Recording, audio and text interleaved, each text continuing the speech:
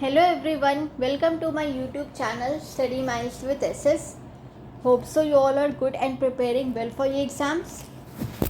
So in the previous video we have covered previous year questions of communication of parts 8. Okay part 8 तक मैंने already cover कर लिया है. Part 7 तक मैंने जो वीडियो कवर किया था वो बहुत पहले किया था, बट इसका जो लास्ट पार्ट है वहाँ से मैंने स्टार्ट किया है. जैसे पार्ट 8, तो पार्ट 8 से लेके हम कंटिन्यूटी में करेंगे फ्रॉम द ईयर 2000 तक, टिल द ईयर 2000 तक. और कहाँ से ये वीडियो स्टार्ट हुई है? From December 2004. यहाँ से जो प्रीवियस ईयर क्वेश्चन स्टार्ट हुए हैं, तो हम लोग करते करते हम लोग जुलाई और अगस्त में पहुँचे हैं. बाकी के जो सारे वीडियोस के लिंक है मैं डिस्क्रिप्शन बॉक्स में दे दूँगी. अगर आप देखना चाहते हैं तो with the help of that link you can easily get those videos. Okay, तो आज हम लोग कवर करेंगे पार्ट 9. और इसका जो भी PDF है सारे वीडियोस का मैंने टेलीग्राम चैनल पे दे दिया है. आप चाहें तो इस चैनल का लिंक है डिस्क्रिप्शन बॉक्स में. चैनल ज्वाइन करके इसके PDF को क्वेश्चंस लगा सकते हैं. उसके बाद आप वीडियोस देख लीजिएगा ताकि आपको पता चल जाए कि क्या इसका आंसर सही है या नहीं जो आपने दिया है. सो स्टार्ट करते हैं with the very first question of July 2016. Okay, और चैनल का लिंक भी आपको डिस्क्रिप्शन बॉक्स में, नहीं तो जो आपका टेलीग्राम का जो सर्च बार है आप उसमें जाके अगर ये टाइप करोगे सो आपको तब भी आपको मेरा चैनल का लिंक मिल जाएगा. चलिए स्टार्ट करते हैं.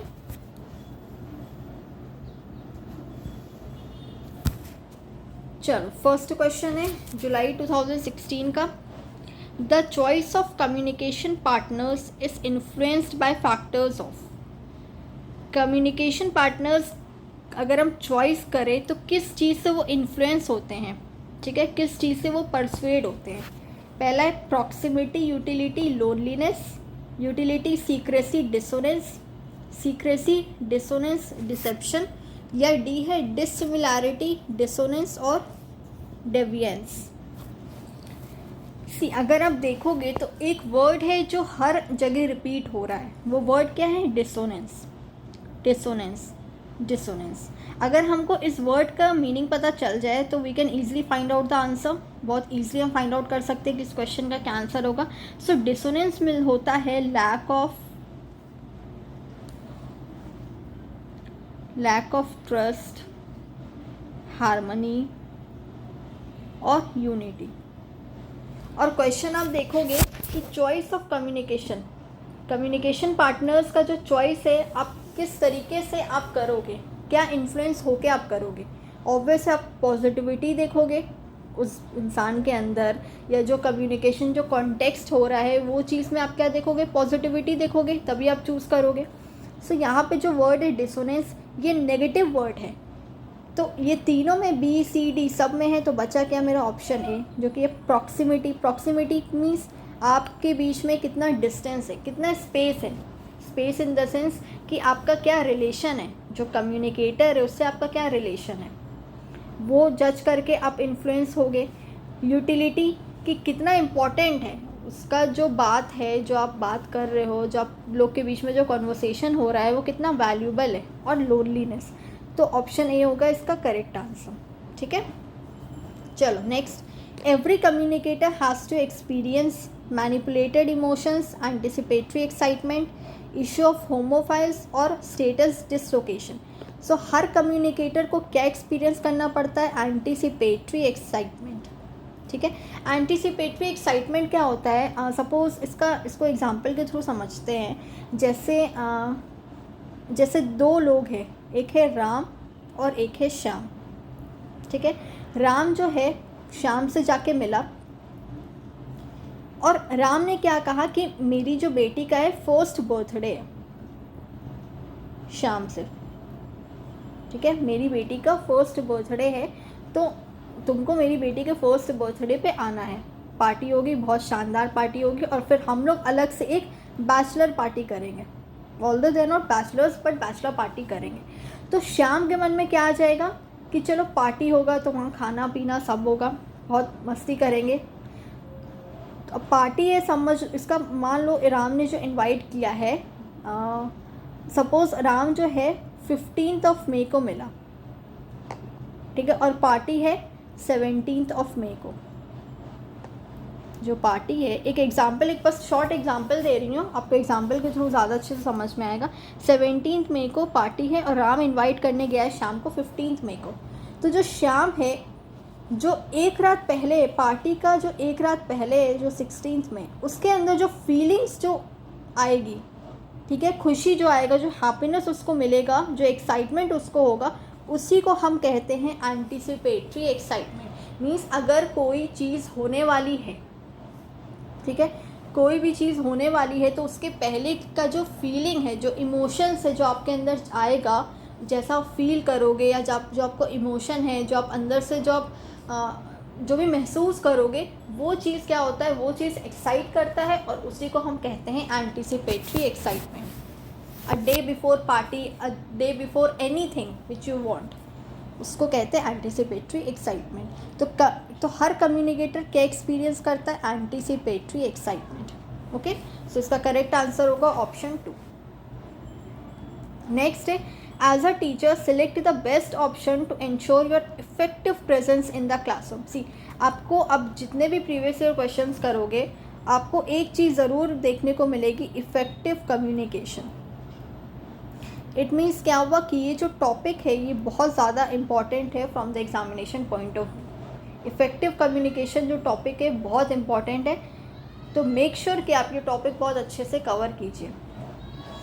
As a teacher select the best option to ensure your effective presence in the classroom. Use of peer command, making aggressive statements, adoption of well established posture और बीइंग अथॉरिटेरियन। अगेन यहाँ पे हमको, अगर हमको 3 statements ऐसे मिल गए जो negative है और एक पॉजिटिव मिल गया, तो डेफिनेटली मेरा वो आंसर क्या होगा, पॉजिटिव वाला, क्योंकि बेस्ट ऑप्शन हमको फाइंड आउट करना है। Use of peer command, command है यहाँ पे, ओके, अगेन थोड़ा नेगेटिव जा रहा है। Making aggressive statements, aggressive word है, ये भी नेगेटिव जा रहा है। एग्रेसिव मीन्स बहुत harsh statements. Adoption of well established posture और बीइंग अथॉरिटेरियन, अथॉरिटेरियन अगेन क्या हो गया, ये भी मेरा नेगेटिव स्टेटमेंट हो गया। मीन्स अथॉरिटी मेरे पास है, हम कंट्रोल कर रहे हैं। तो थर्ड होगा मेरा करेक्ट आंसर कि best option to ensure your effective presence in the classroom. आप कैसे इंश्योर करोगे कि आपका जो प्रेजेंस है क्लासरूम में वो बहुत ज़्यादा इफेक्टिव है? अगर आपका पोस्चर बहुत अच्छा होगा, आपका बॉडी लैंग्वेज बहुत अच्छा होगा, आपका किनेसिक्स बहुत अच्छा होगा, तभी आप डिफ़ाइन कर सकोगे, या बच्चे आपको डिफ़ाइन कर पाएंगे कि हाँ, ये जो टीचर है ये बहुत अच्छा टीचर है, ठीक है, इनका प्रेजेंस क्लास में बहुत मैटर करता है। So adoption of well established posture, this will be the correct answer. Now let's move to the next question. Imagine you are working in an educational institution where people are of equal status. Again, hint is given over here, equal status. Which method of communication is best suited and normally employed in such a context? जहाँ पे equal status की बात होती है, वहाँ पे कौन सा टाइप है कम्युनिकेशन का जो हम यूज़ करते हैं? मैंने सब बहुत डिटेल में सारी चीज़ें कराई हैं, टाइप्स ऑफ कम्युनिकेशन के मैराथन में।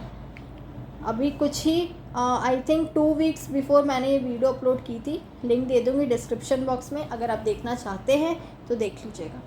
हॉरिजॉन्टल कम्युनिकेशन होता है जहाँ पे हम इक्वल स्टेटस की बात करते हैं, जहाँ पे जो स्टेटस होता है वो सबका इक्वल होता है हॉरिजॉन्टल कम्युनिकेशन में। वर्टिकल में क्या होता है कि मेरा स्टेटस जो होता है वो ऊपर नीचे होता है, ठीक है। चलो, ऑप्शन ए होगा करेक्ट आंसर। नेक्स्ट है, identify the important element a teacher has to take cognizance of while addressing students in a classroom. Cognizance क्या होता है कि means detail knowledge,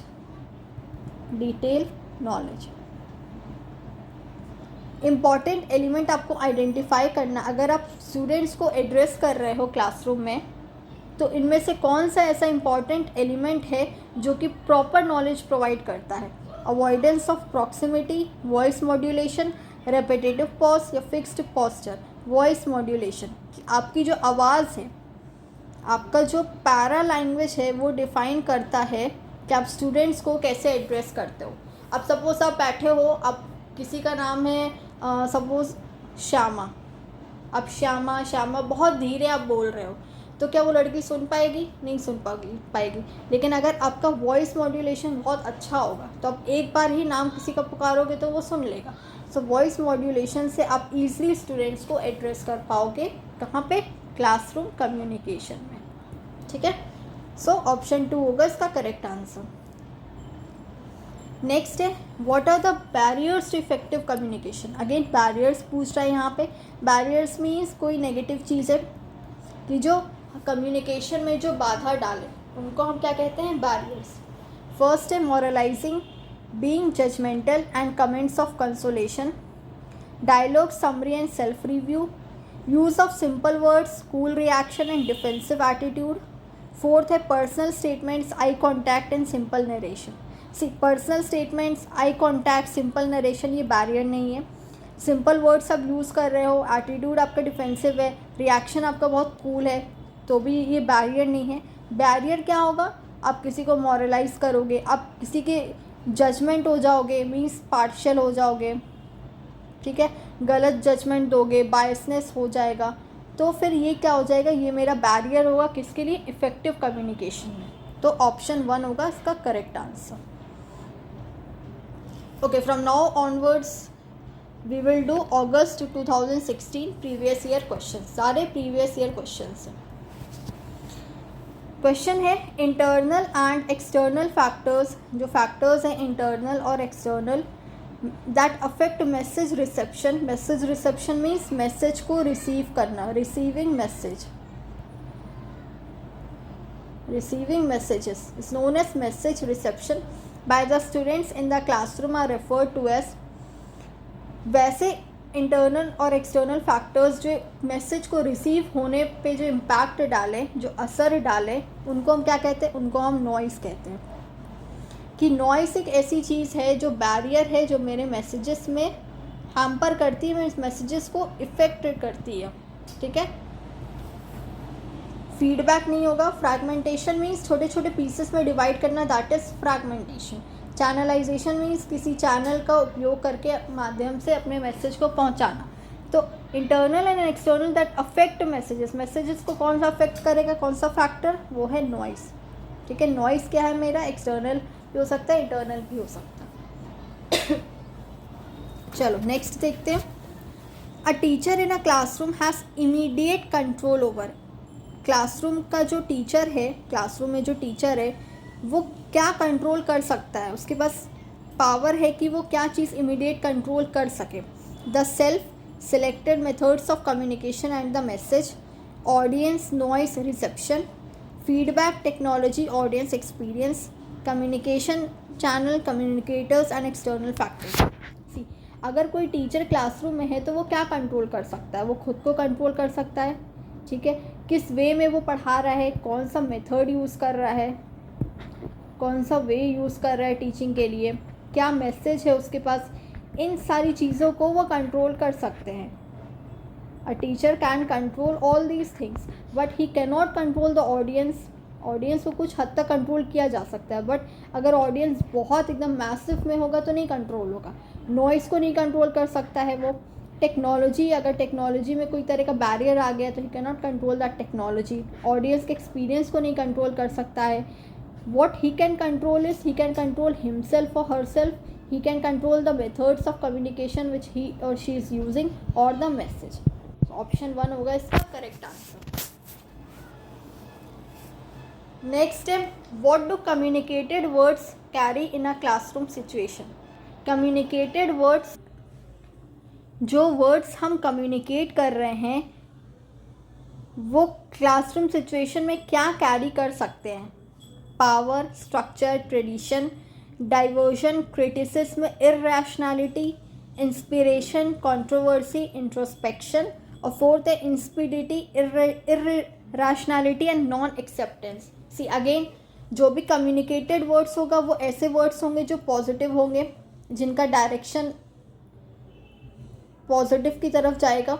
so power हो सकता है कि आपके वर्ड्स में कितनी पावर है, मीन्स आप कितना लोगों को परसुएट कर सकते हो, इन्फ्लुएंस कर सकते हो, कन्विंस कर सकते हो।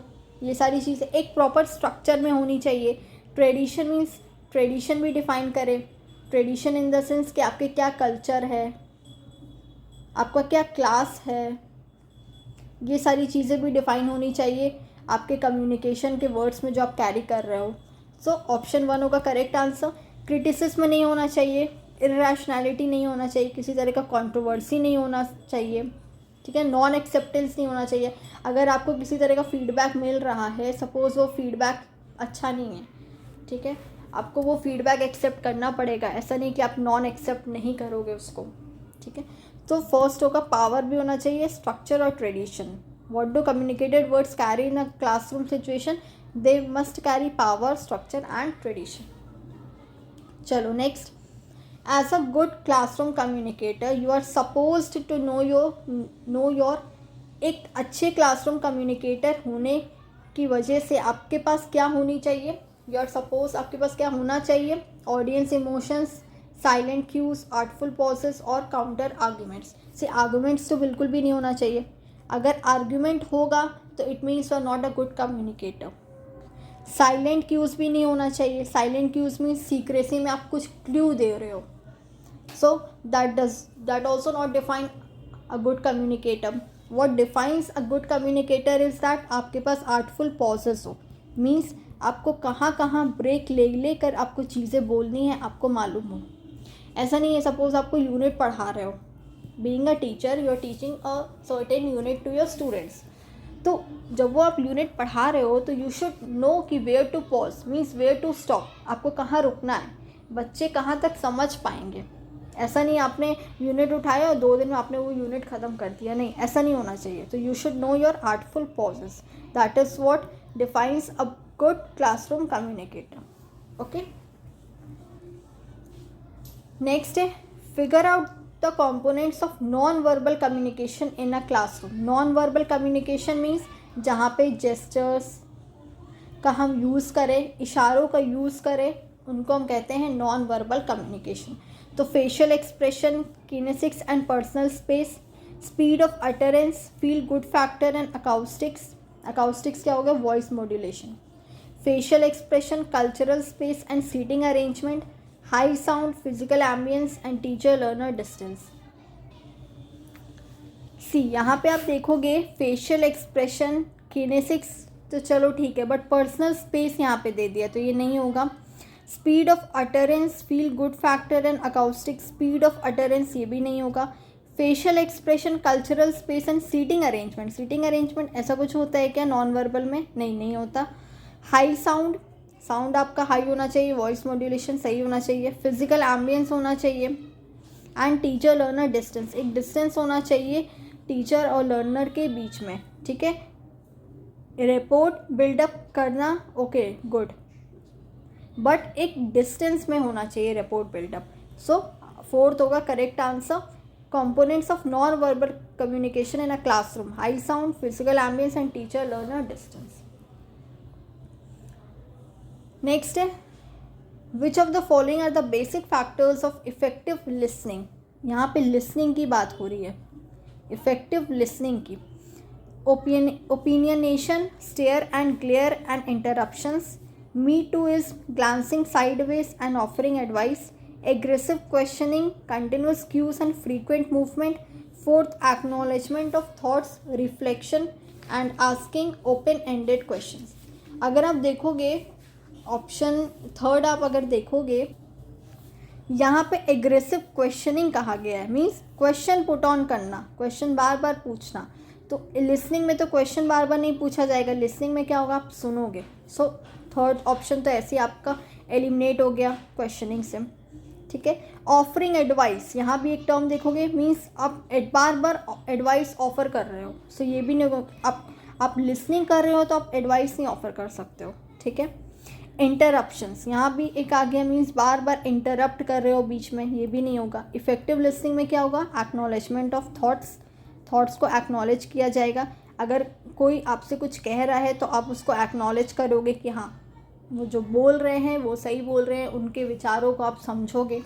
रिफ्लेक्शन, रिफ्लेक्ट करोगे कि देखोगे कि हाँ वो जो बोल रहे हैं वो सही है कि नहीं। And asking open ended questions, यहाँ पे पूछोगे बट ओपन एंडेड क्वेश्चंस। मैंने ओपन एंडेड क्लोज एंडेड करा रखा है मैराथन में, आप जाके वहाँ से देख लेना ये दोनों। आज अभी मैं नहीं समझाऊंगी क्योंकि बहुत लेंदी हो जाएगी video. Open ended questions, close ended questions क्या होते हैं, टीचिंग में भी मैंने करा रखा है, ठीक है, रिसर्च में भी करा रखा है और कम्युनिकेशन में भी करा रखा है। और सबका लिंक मैं डिस्क्रिप्शन बॉक्स में दे दूँगी, आप चाहें तो वो सब वीडियोज़ जाके देख सकते हैं। तो ऑप्शन 4 उसका इसका होगा क्या, करेक्ट आंसर, ठीक है। सो ये थे हमारे कौन कौन से ईयर के क्वेश्चंस। यस, जुलाई और अगस्त 2016 का ये क्वेश्चन था। पार्ट 9, पार्ट 10 इसका नेक्स्ट वीडियो में आपको मिल जाएगा, पार्ट 10, जिसमें हम 2017 के प्रीवियस ईयर क्वेश्चंस कवर करेंगे।